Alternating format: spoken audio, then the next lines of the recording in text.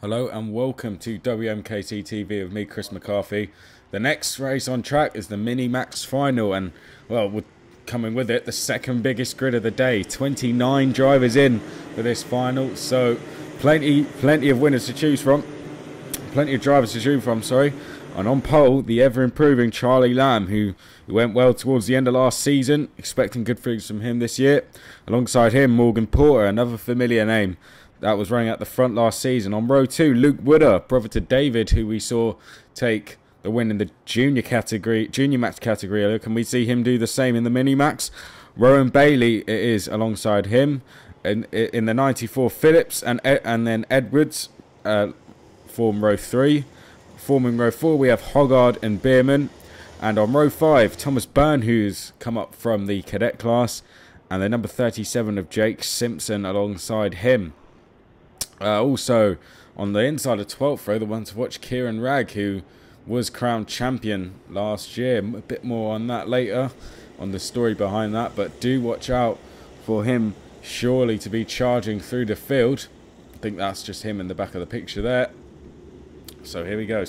Track still wet, even though the rain's not coming down. The cold conditions just preventing the track from drying at all. But here we go for Mini Max Final. And it looked like a nice and clean start there, but Morgan Porter looks like he's gone round the outside. And Charlie Lamb has had to settle for second. Bailey it is who's in third. So the whole of the outside road getting the better of the starts there. Looks like the top three are just broken away here. But they all defend, which is allowing Woodard to catch up here. Fifth is Hoggard, and then an almighty scrap behind. I see people going 3-4 across, and there's a couple off in the background there coming out of turn 4 as we come down the hill now through turn 6, the second of the hairpins. And Porter is who leads. Lamb, who struggled off the line there, is in second. Bailey third. There's Wooder there in fourth. Bailey runs a little bit wide there, but still no way through for Wooder in fourth. And then a bit of a gap to fifth, where we have Hoggard. So the top four all together here. Wooder is looking up the inside of Bailey, and they've made contact there. And Bailey's gone off. You can see his arm in the air, and he's also been joined in the grass by Jake Simpson, who's ran off, who had a good start to the race.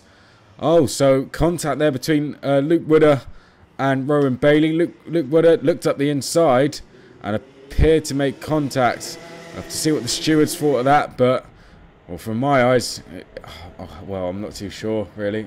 Hard one to call, but Bailey surely seemed to be very frustrated with that all. Wooder just carrying on, and we'll see if we get anything from the marshals later in the race. However, during that time, we had a move for the lead. Charlie Lamb, it was who retook his lead there. Looks around his shoulder. Did that coming out of turn 2, I believe.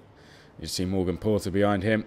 So Wooder third, and this is all allowed Hoggard to catch up in fourth.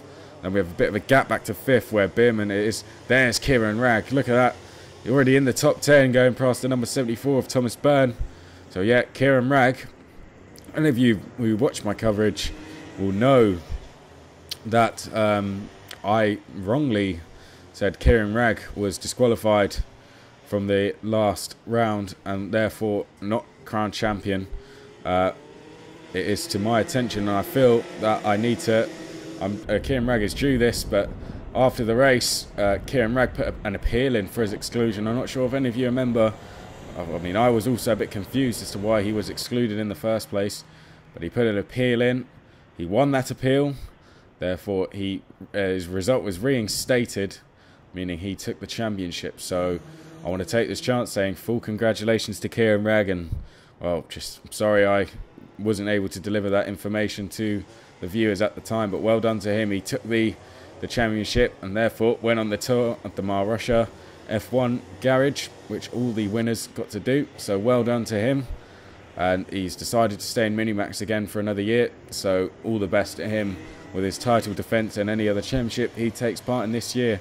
Anyway, back to the leaders, because Luke Wooder there in third looks like he's closing down Morgan Porter now, who seems to be dropping off the back of Charlie Lamb, who's flying away at the front. Fastest lap just being put in by Lamb, a 1 minute 4. So that's about 2/10 quicker to the next person, which is Kieran Ragg, who's doing 1 minute 6s. So flying he is, and he's about 4 tenths quicker than these three behind him, including Luke Wooder. So yeah, Luke, brother to David, who we saw win the Junior Max race earlier, the number 10 seed in the Mini Max class. So racing with the Dan Holland racing team, very, very good team. It's Dan Holland. So yep, do watch out for him on the British Championship circuit. Not too sure if he will be competing in Europe as well. Have to keep an eye on that one, but I'm sure wherever he does, he will be doing good things, as he is here. However, he can't seem to keep up with Charlie Lamb, who's flying away at the front. Morgan Porter, however, is coming under increasing pressure. There's Kieran Ragg in 7th place, I believe, just behind the 78 of Edwards. And here comes Luke Wooder now for 2nd place. Takes that second, coming up the hill. Morgan Porter didn't seem to fight him too hard there. Probably know it's best just to tuck in now. See if Wooder can tow him up to the back of Charlie Lamb, who looks pretty in control here in these tricky conditions. Hoggard there, still there in 4th. We see him make a move. Here's the battle for 5th place. There's Kieran Ragg, 36, leading that one. Bierman and flicks over the curb there through 7. Here's Kieran Ragg. Will we see him make a move? Not this time round. Still behind the 78 of Edwards there on that Alonso chassis. Just in behind them, it's the 94 of Phillips. So Porter here seems to be, since being passed by Wooder, hasn't dropped at all. Seems to be more comfortable in his toe, as is Hoggard there. They come through 1 and through 2 now. Very, very tricky conditions here. Come out of 2. There's Wooder. See Lamb just looking over his shoulder there just to see where Wooder is. And it's switching, isn't it, all the time, really. Any time I say Charlie Lamb's pulling away, a couple corners later it looks like he's being caught. Then when it looks like he's being caught again, it's almost like he's pulling away again. It's making it very hard for me to call here. There he is there, Charlie Lamb. And yeah, well, just want to talk about some more improvements while the race is a little bit settled now. Any of you that were at the track would have noticed the new electronic MSA size electronic flag that we have installed on the top left side of the gantry there. Very, very impressive bit of kit it is. If any of you, all the drivers I'm sure will know about it, but anyone else, do come down and check it out. It's just as the drivers, as you can see, just to our right there, the top right corner, and it is an MSA size flag which will display any flags or warnings. So it will display the number of the driver, and then if it's a warning or mechanical, or a black flag even. So yeah, very good bit of kit, and well, leaving no excuses for the drivers to say they did not see the flags. Just want to cut back now because Hoggard made a massive mistake there. You can see how far he's dropped behind Wooder and Porter. It was coming out of turn 2, which seemed to make some sort of error, which wasn't really picked up on the camera. And yeah, that's left him, well, nearly the length of the straight behind Wooder and Porter now, with Porter still putting the pressure on Wooder here. Will he look up the inside? No, not quite.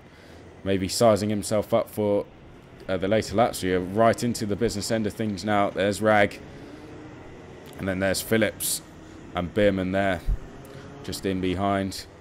And here we go now, last lap. Charlie Lamb, only one more lap to go. He comes around turn 2. He looks early in control, doesn't he? Just has a look round his shoulder there, just adjusting the radiators, happy with his temperature. Is coming to the last lap now, so probably doesn't want to take any risks. There's Wooder. Porter, will he be able to do anything about Wooder in second? Not too sure. I think the gap just might be too much with the experience Wooder has. I can't see him letting that one go. Yeah, we all have to pay respect to this man here, Charlie Lamb. He's drove an absolutely fantastic race, hasn't he? He lost the lead at the start, but since gaining it back again, hasn't put a foot wrong. Comes out of Chapman's onto the back straight. One last look round. Wooder there, also looking round. Will he be a bit worried about Porter? I'm not too sure he will be. There's Hoggard there in 4th. Ragg in 5th, still trying to get his head down, but I think that's the best he'll be able to do, which is a good effort from the inside of row 12. And here we go. Charlie Lamb takes victory there. Punches the air. Very happy with that one. Wooder is second, just about from Porter, who takes a podium place. Hoggard 4th. Kieran Ragg is 5th. 6th place is Riley Phillips. Bierman in 7th. Edwards 8th. Thomas Byrne, great result for him. I believe this is his first race up from Minimax, so that's an absolutely brilliant result to take 9th. and Harry Epperson in the 63. It was who took the final 10th place. So that was a good, what a great race to get us underway for this Mini-Max season. Charlie Lambert was taking victory, but I'm sure there will be plenty of drivers in contention for the championship. Do join us for all the rounds right here on WMKCTV. The next race on track, is the I Army Cadets.